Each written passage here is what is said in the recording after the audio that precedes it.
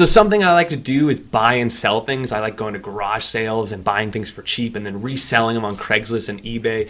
My wife recently got into Poshmark. There's Etsy. There's all these online platforms, and some of them you can sell totally online. So it's very, very safe.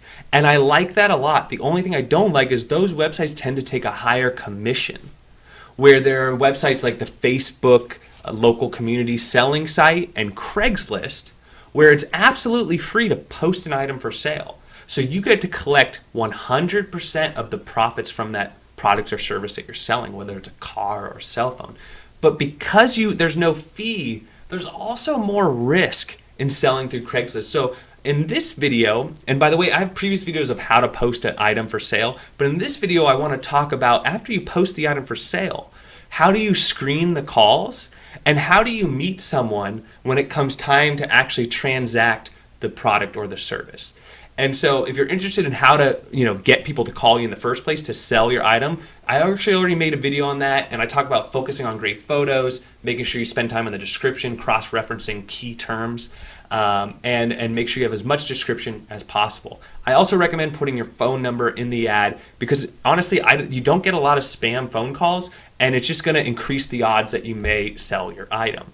With all that said, though, you will get some spam email and some spam text, and they're pretty easy to identify, like this one here. It's in all caps. They tend to write a lot more than they should.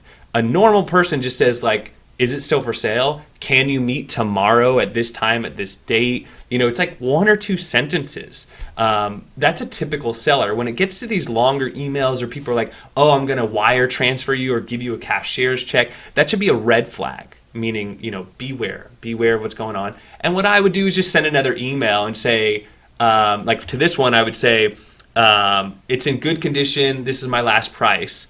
And I wouldn't send them more photos because I know this is a scam. I'm not going to spend too much time on this email. And then they're probably going to write back. And then the next email should be a bigger red flag of like, whoa, or they're not even going to send you another email. Now, this happens on text as well. This robot, it's probably a robot, by the way, a lot of the times, just started the conversation by copying the title of the Craigslist ad. And then the seller said, hi, are you interested in this Pioneer DDJ turntable? And then he goes off into how he's in the military and how he can't pick it up yet, and he's willing to pay extra. Who the hell is going to pay extra for an item? Actually, that has happened to me before, but if they're going to pay extra, it's because they want you to ship it or something like that. And again, if you're new to Craigslist, I would try to avoid those situations. I've bought and sold hundreds of things. So there was a time where somebody lived in another state, but I had this tool that, was fairly hard to get. And he trusted me enough. And what I did was I shared with him my eBay account to show him, like, hey, I have really good feedback. This is me. And he trusted me enough. And it was $80, which isn't nothing. But he actually sent me $90 and an extra $10 for me to ship it to him. I'm in California. He was in Oregon. And I shipped it up to him. Never heard back from him. He must be happy because he never wrote anything back. But back to my point was that if you're getting texts about they're long, or people are giving you additional money, that could be a little weird. And so just be cautious about that. As I mentioned, people are usually like, is it still for sale? Can you meet this week? Those are the type of texts that are pretty typical. Now it comes time to meeting the person. Because as I mentioned with Craigslist, you do have to meet the person often. And so here are my suggestions for you. Number one, see if you can get a friend or family member to come with you. More people, the better. In case something does go south, you have a backup person. With all that said as well, don't meet at a random place. Gas stations are bad. Places that don't have a lot of traffic, or places that are too much traffic, like a train station or something like that, or a hub of some sort. I like Starbucks because you could sit down. You have plenty of light in there to inspect the product, to inspect the cash. There's Wi-Fi in there in case you need to Google something. And then you get to enjoy a cup of coffee. It's low stress. It's fun. Something that's actually brand new that's even better in my mind that I actually have not tried myself. But here's in Milpitas, And this is actually happening in a lot of local jurisdictions. And you may want to check with your police station, because they may offer this and just not advertise it, is that they have these safe exchange zones, and they're right outside of the police station. So if you ever are worried, especially if you have an item of higher value, like hundreds of dollars, where it could be easy to get stolen, for example, a phone. A phone, somebody could just grab it and run. Or a PSP or a Game Boy, or just there's a lot of electronics, tablets, things like that, or a laptop even, where you could get ripped off. And so I want to offer you this, that there are smart exchange zones. Furthermore, some other options, especially if you've started this video and you're like, Drew, you made me more worried than I was before. First of all, I apologize. But second of all, you might want to then hire your brother, your sister, or someone locally that you trust and say, hey, would you meet this person? And just give them the details. Say, this is the asking price. I'm not willing to go lower than this. Give them all the details, because you don't need to be there. You can just give them the item, give them the information. And worst case is if this friend of yours goes and meets them and has a question, they'll just call you on the phone and say, yeah, he's here, he's checking it out. Blah, blah, blah. This is especially useful when you're selling a car or something like that, because it could be way more lucrative to sell your car on Craigslist than to trade it in a dealership. But there's a lot more work.